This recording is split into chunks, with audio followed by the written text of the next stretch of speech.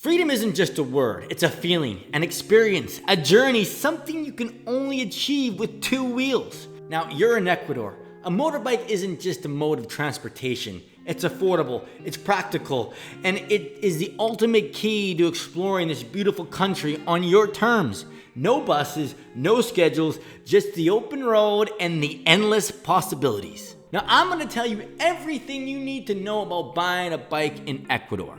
Now, here's why you want a bike. First of all, chicks dig bikes. I had the bike for a day, and look at this. Got a chick on the back of the bike. First thing you need to know, you got a bike, you're gonna get a chick. Now, what else does Ecuador offer? It offers the Amazon. And the most biodiverse part of the Amazon is actually in Ecuador. And it is jungle basically wrapped in mystery. Next is the mountains. You got the second highest capital city in the world called Quito. And then you got these culture-rich cities like Cuenca and Baños that are tucked away in cozy valleys.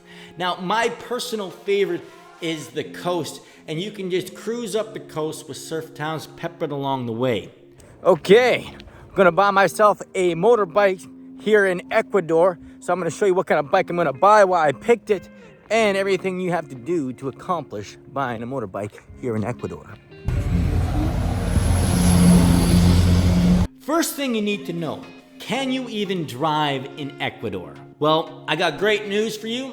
You're allowed to drive in Ecuador. All you gotta do is show your driver's license, your passport, and all the bike's documents, and we'll get into that in a little bit.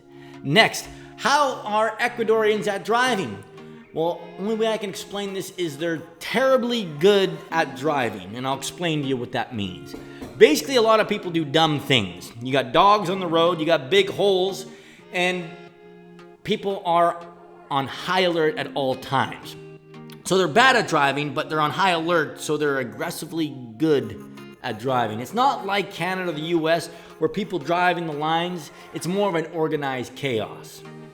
Now, do you need to wear a helmet? Technically, you need to wear a helmet. Do I wear a helmet? When I'm in my town, I do not wear a helmet. But when I go on long distances, I do wear a helmet.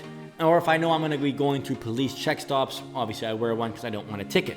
What happens if the cops stop you? Well, basically you just show them your driver's license, passport, and all the bike's documents.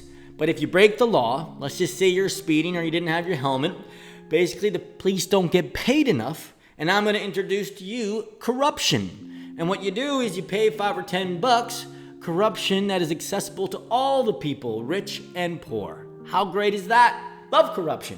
Do you need insurance? The answer is no, you do not need insurance for your bike. But if you do want some, you're gonna have to contact the insurance company, tell them the price of the bike and the kind of coverage you want. Now for the hardest thing, finding information on the actual bike. It was all in Spanish, or I just couldn't find reviews on the bikes I was interested in. So I'm gonna tell you what is a good bike, what are the prices for bikes, what are the warranties, what bikes is there a lot of, so that if it breaks down, there's parts. And I'm gonna answer all these questions in a little bit. First is, do you wanna buy new or used? Well, let me explain. Bikes and cars hold their value really, really well here in Ecuador.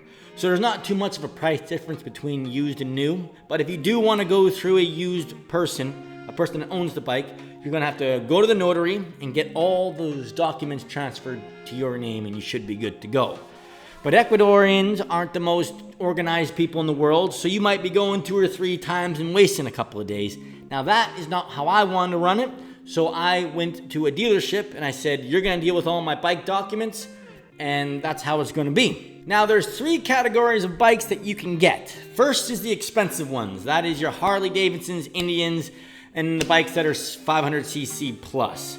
Now what you're doing is you're buying a brand, you're buying status, and you're buying an extra speed when you want it. And you're paying between $10,000 to $50,000 US dollars. Now on to the Japanese bikes. They're about $3,000 to $10,000 USD, and you're buying the durability, dependability, and quality of the Japanese bikes. That's your Hondas, Yamahas, and Suzukis. And then there's the China bikes, and those are roughly around $1,000 to $3,000 US dollars. And they're 100cc to 250cc bikes. And basically they're Chinese made, they're gonna last longer, but they just don't have the same quality as the Japanese bikes. Now, For the expensive bikes, you're buying status, but you're having a bigger chance of getting stolen from, which kind of sucks. But if you have the money, go do it. Next is the Japanese bikes. Obviously, you know, durability, dependability, and you're paying extra for that. And the Chinese bikes are going to get the job done. They're just not as good. Now, out of all the bikes I've mentioned, there's 3 distinct styles. There is the dirt bike, there is the cruisers, and there is the speed bikes. So, dirt bike obviously is for rugged terrain, but not long distances.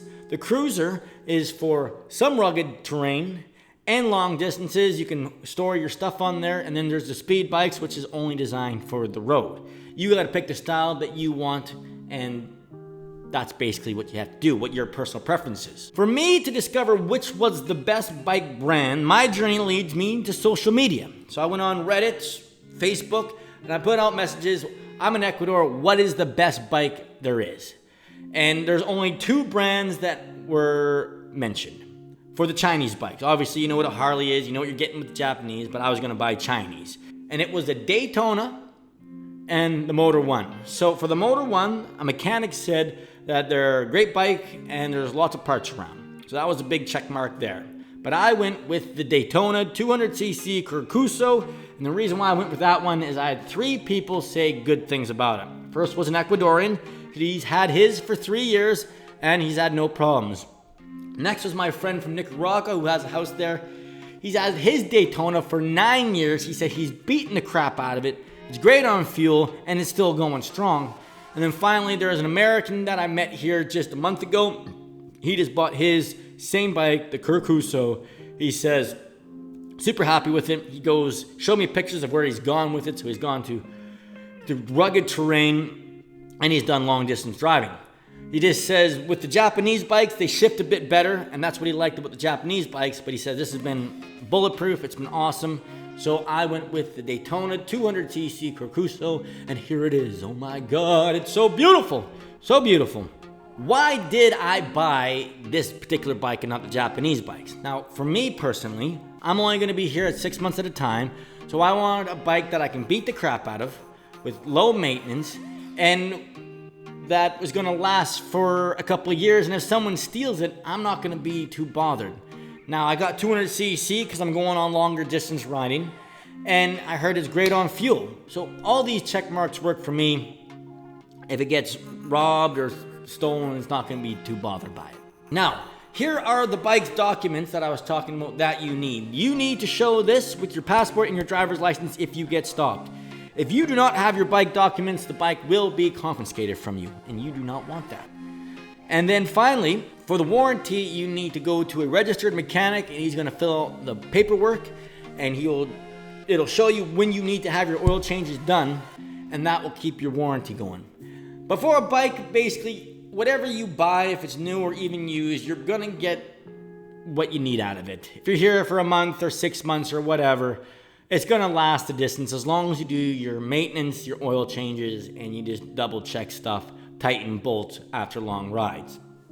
So, if you ever wanna buy a motorbike in Ecuador, this is all the things you need. I'm gonna do another video probably in 6 months to see how the bike lasted after 6 months.